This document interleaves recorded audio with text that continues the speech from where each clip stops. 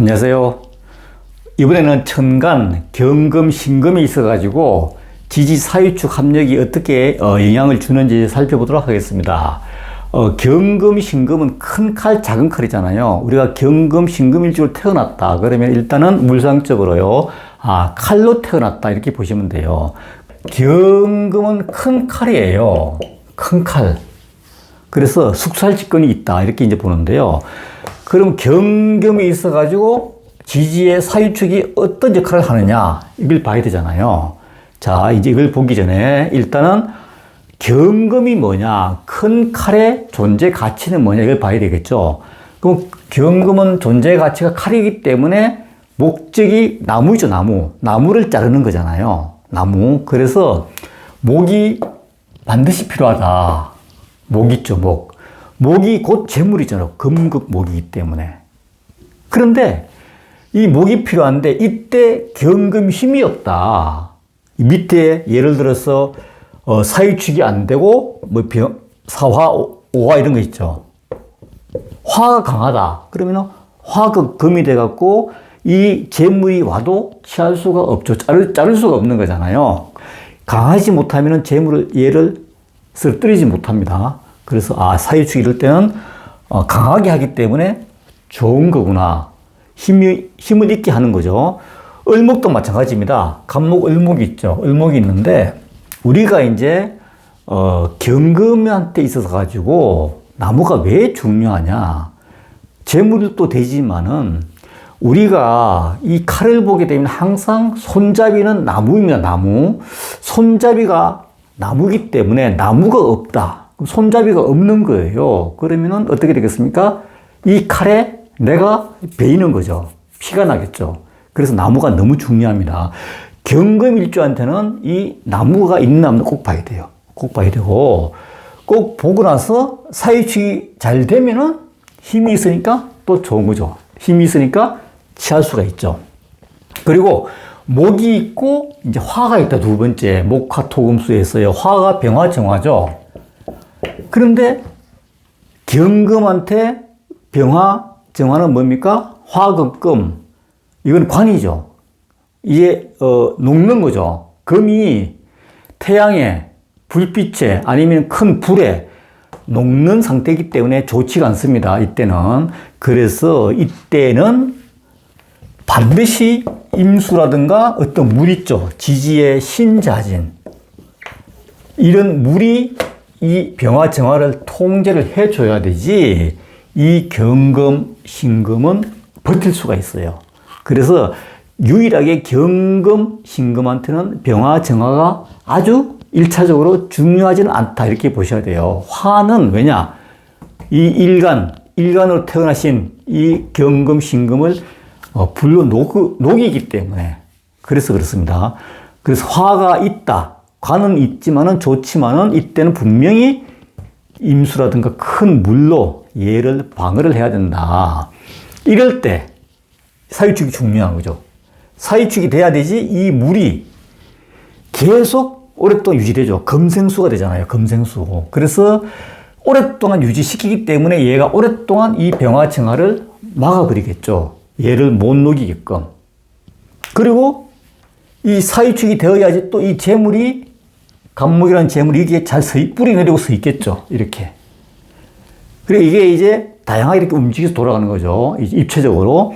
또 사유축이 되어야지 얘가 잘 서 있기 때문에 재물이 계속 유지가 되고 또 사유축이 되어야지 임수라는 이 물 유지돼 갖고 간목이 또 물을 안 먹으면 안 되기 때문에 이 물을 또 계속 먹어야지 재물이 계속 꾸준하게 잘 흘러가겠죠. 유지가 되겠죠. 이렇게 보는 겁니다. 그래서 경금한테도 이제 사유축이 힘이 없을 때는 이게 너무 중요하다. 뿌리가 사유축이 되어야지 경금이 힘이 있는 거죠. 물론 토도 인성이지만은, 토 있죠. 진술충이 토생금이니까 인성이지만은 사유축은 바로 경금의 같은 금이기 때문에 뿌리가 되거든요. 그래서 이제 이때 사유축이 이런 역할을 하는구나. 그렇게 보시고요. 그리고 이제 목화 토가 이제 진술충이 말씀드렸고 금, 수 이렇게 이제 보시면 되고요. 신금도 이제 마찬가지인데요. 신금을 보게 되면 같은 금이잖아요. 우리가 물상적으로 이제 일단 이해를 하고 사주를 봐야 되지 이게 좀 보입니다. 신금은 작은 칼이 작은 칼. 조그만 칼이죠. 그래서 일반적으로 이제 수술하는 칼 이제 이렇게 보는데 수술하는 칼도 그렇고 어쨌든 칼이기 때문에요. 나무가 중요합니다. 나무. 감목, 을목이 중요합니다. 칼은 항상 칼 손잡이는 나무입니다. 나무. 이 나무가 없으면은 내가 일간이 고통받습니다. 재물이잖아요. 재물이고 이 칼잡이가 없기 때문에 내가 손을 베인다. 피가 난다. 이 나무를 잘 키워야 돼요. 나무가 없으면 나무를 만들어야 됩니다. 우리가 전공을 해서라도. 그래서 이 나무가 중요한 상태에서 그 다음에 신금 뿌리가 사유축 잘 되면은 아까 같이 얘가 힘이 있죠. 뿌리가 있으니까. 근이 있어야지 힘이 있는 겁니다. 아래 위로 이제 금이기 때문에 힘이 있다 이렇게 보는 겁니다. 그래서 이때는 칼이 좀 강화가 됐기 때문에 을목이라는 재물도 쉽게 취합니다. 그 다음에 간목이라는 재물도 다이렉트로 못 취하지만은 사유축이 돼갖고 얘가 힘이 좀 생기면은 특정한 시기에 얘가 약해졌을 때, 약해질 때 있잖아요. 그럴 때 얘를 이제 취할 수가 있어요. 사유축이 안 되면은 이 신금은 간목을 취할 때 칼이 부러집니다. 그래서 취할 수가 없어요. 그래서 사유축이 이렇게 중요하구나. 자, 또, 이 신금한테서 병화는 안 좋다고 그랬습니다. 아까 경금 똑같습니다. 화급 금이죠. 그래서 병신합수도 되고, 병신합으로 묶이기도 되고, 그래서 안 좋은데, 이때 사유축이 잘 됨으로 인해가지고 내가 힘도 있고, 여기에 또, 뭐, 개수라든가, 임수라든가 이런 물이 있을 때, 얘를 방어해주죠. 이렇게 막고 있죠. 그래서 이럴 때 신금은 또 물에서 잘 논다 이렇게 표현을 합니다. 그래서 이 금일주 경금 신금은 항상 물이 반드시 있어야 돼요. 물이 있어야지 금생수가 되어야지 금이 반짝반짝 빛이 납니다. 그리고 이제 금생수가 되어야지 이 무뎌지지 않고 칼날이 항상 재물 잘 취할 수 있어요. 그리고 물이 꼭 있어야 되고, 그 다음에 화는 특히 중요하지가 않다. 녹이기 때문에. 그리고 목 있죠, 목.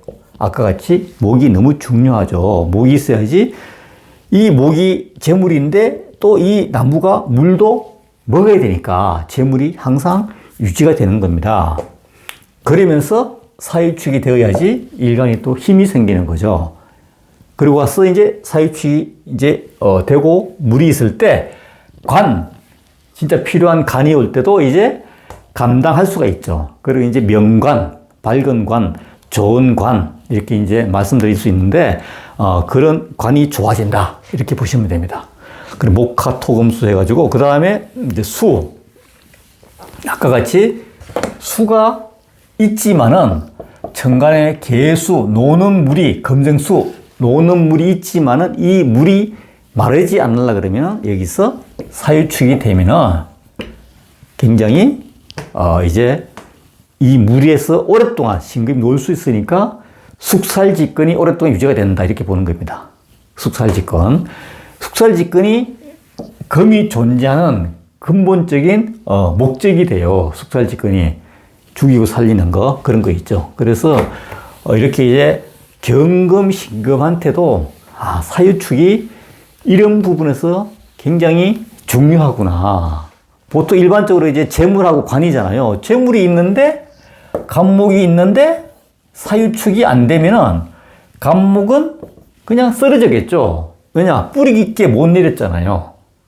그래서 이 사유축이 잘 되고 이 간목이 또 물도 임수, 개수를 잘 먹었을 때 이 사유축의 신금이라는 일간이 강하면은 얘를 제물로 취할 수가 있다. 약하게 될 때.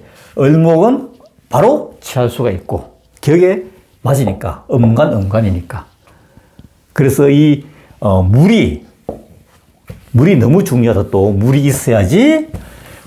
있어야지 병화, 정화, 어떤 관이 오더라도 이 물로 얘들을 통제를 해주기 때문에, 이렇게 이제, 사유축이 목, 화, 토, 금, 수, 오행에 대해서 이렇게 반응을 해주는 거구나. 반응. 이런 부분을 봐야 되거든요. 그래서 이게 이제 사유축이 뭔가 하면은 전혀 다른 오행. 화, 금, 토잖아요. 그래서, 결성이 된 거죠. 말하자면 결성. 우리가 정치 같은 경우에는 이제 전혀 다른 사람끼리 모여서 큰 힘을 발휘하잖아요.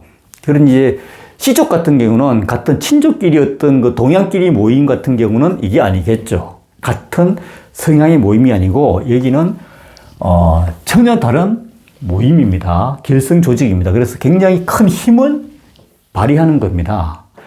이런 사람, 저런 사람, 저런 사람, 모든 사람이 이렇게 다양한 사람이 모여서 힘을 발휘하기 때문에 그 힘은 굉장히 폭발력이 있다. 이렇게 보는 겁니다. 보통 우리가 이제 사유축 말고 이게 전혀 다른 오행이잖아요. 뭐 인묘진이다. 이런 거 있죠. 이거는 동쪽 같은 나무잖아요. 나무끼리 모이기 때문에 이 힘하고는 비교가 안 돼요. 이게 사유축 금인데 뭐 이제 서쪽 신유술이죠. 신유술은 금이잖아요. 금이기 때문에 이것도 금입니다. 서쪽이고. 그런데 이거하고 같지 않아요. 힘은 있는데 여기는 전혀 다른 오행끼리 뭉쳐 있는 거고 여기는 같은 오행입니다. 서쪽 신금, 유금 이렇게 해가지고 이것도 힘은 있지만 사유축이 결성 조직이 엄청 강하다. 지지 사유축은 굉장히 강한 금의 합력 세력이다 이렇게 보시면 돼요. 약간 이제 추가로 설명드렸고요. 그래서 다음 시간에는 또 임수 개수에 대해서 사유축이 어떻게 작용되는지 살펴보도록 하겠습니다. 감사합니다.